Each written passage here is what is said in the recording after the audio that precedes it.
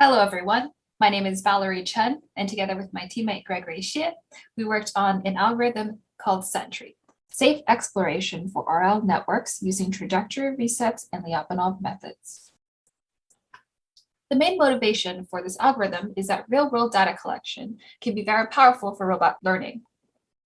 This enables us to learn policies for systems such as soft robots, for which we do not have accurate simulators, as well as bypassing the sim-to-real gap.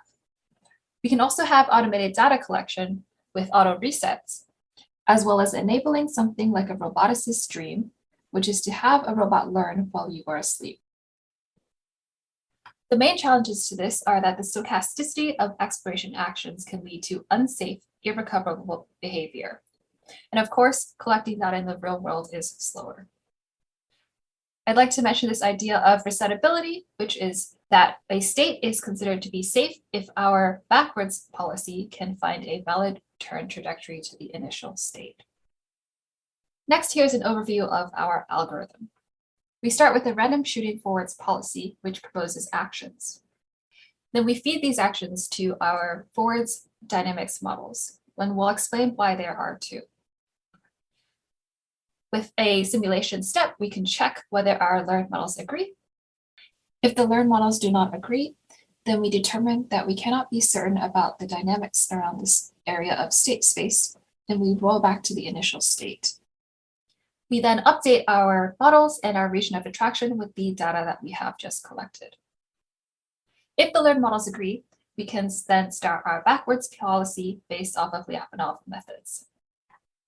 We can check whether the proposed action stays within the region of attraction.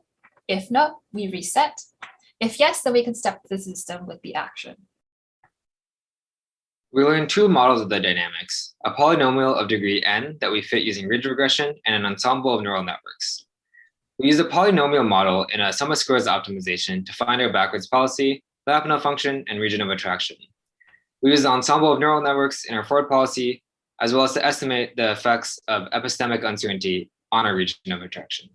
Unfortunately, our sum of squares optimization takes on the order of hours due to the large polynomials, so we use an oracle backwards policy with a hand-designed controller for our experiments. Our forward policy is a random shooting method with refinement, a simple model predictive control technique. In this method, we sample candidate action sequences from a series of independent distributions. We then create multiple state particles for each action sequence and propagate each one according to different models in our ensemble. We evaluate each trajectory by taking the sum of the adjusted mean reward at each time step, decreasing the reward if the variance is high. This biases proposed trajectories towards regions of explored state space, decreasing the amount of exploration but making it safer.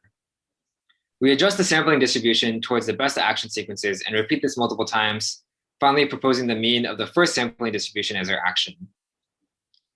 The main challenge we had during this project was accounting for the uncertainty in our learned dynamics models. Initially, we attempted to use an ensemble of bootstrapped polynomial models and Catelli's inequality to directly account for uncertainty in our sum of squares optimization. However, we found that this resulted in the constraint being nonlinear in our decision variables.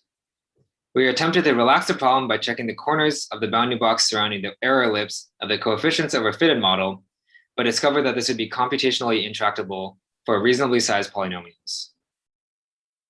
Next, we see examples of the reward acquired by our agent with the oracle backward policy. So some important things to note here are that our oracle policy uses an energy-based LYapunov function. And this can be seen in the fact that for the blue lines, which have a larger rate of expansion of our region of attraction, the policy prefers larger, more aggressive control actions that can result in greater rewards. You can also see from the bumps in the graph here that our policy prefers to pump energy slowly into the system to get the pole to the top, rather than take any single aggressive control action. You can see here an example of our policy in action. In particular, in this run, we've limited the policy to only consider actions when we are relatively sure about the dynamics. Of course, we'd like to give a big thank you to all of the course staff who helped us on this project. So thank you, Russ, Amis, and Lou, as well as Polkit, Daniel, and John Wei.